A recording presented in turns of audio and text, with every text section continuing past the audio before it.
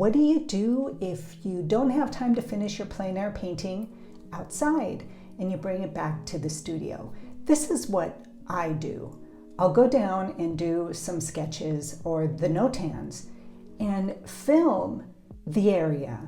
Just film the place that I am focused on painting, the sounds, and then when I come into my studio to create the first layer to see if the color sketch, if it's going to turn out right, if I like it, if I want to keep going on with this painting, and I play the little videos. I listen to the sounds of the sea on the rocks, and I'm immediately taken back there, even though I'm in my tiny little studio.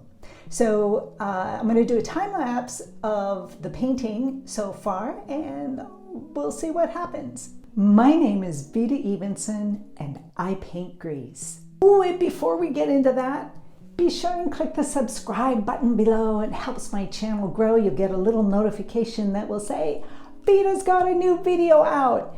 All right, thanks so much. Now let's get into the intro.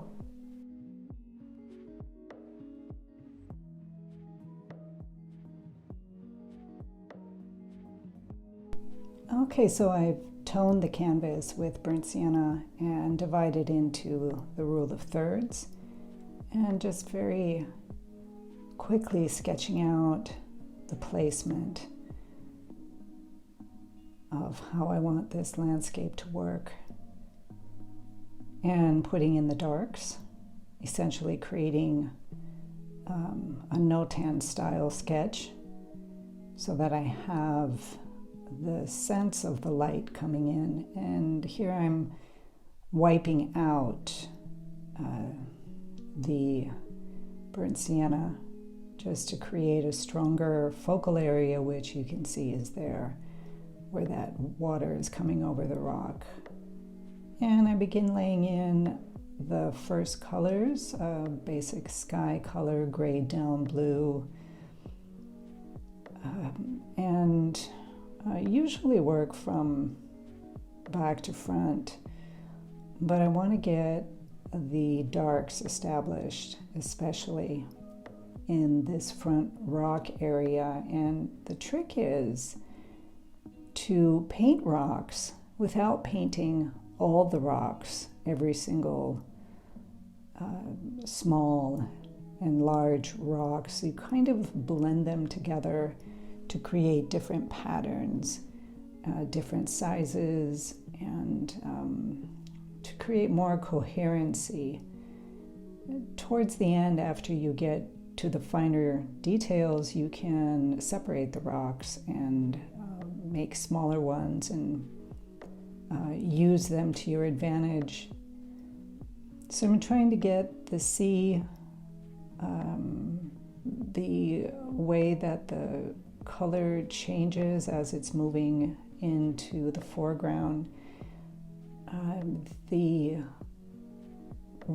sea that is reflecting will be a little bit greener because the rocks underneath are a brownish beige color, and with the blue of the water reflections on top, it looks greenish. And I'm pretty happy with this effect. It brings forth the sunlight coming around the left side from shadow into light, and it has a nice effect. So just trying to get in the rock shapes. I'm doing, again, as I said, large shapes, and I will add, of course, small ones. Maybe not in this study so much, but if I move on to a larger painting, which I might do with this one, I'm quite pleased with it. And if you go back to part 1 of this video, where I'm going down and checking out these different areas, just looking at the scene, you don't really think, oh, I don't know, would this make a really good painting or not? So it's fun to just go down and try different ideas. So here you can see I have just the first laying of color and mostly establishing the darks and the lights, and pretty much following a mix of these two. So I've combined the two little Notan 3-value sketch studies that I did while I was outside, and here in the studio, playing the sound of the waves, the sound of the scene, and having a continual image going on.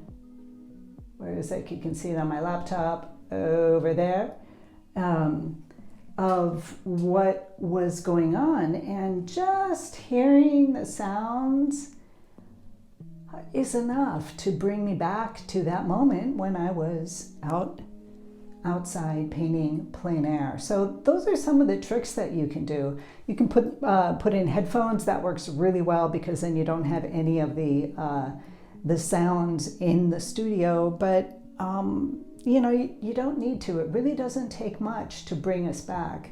It's the same thing like if you imagine biting into a lemon. If you imagine it, your mouth will water, whether or not you're actually biting into a lemon. So it's kind of the same thing.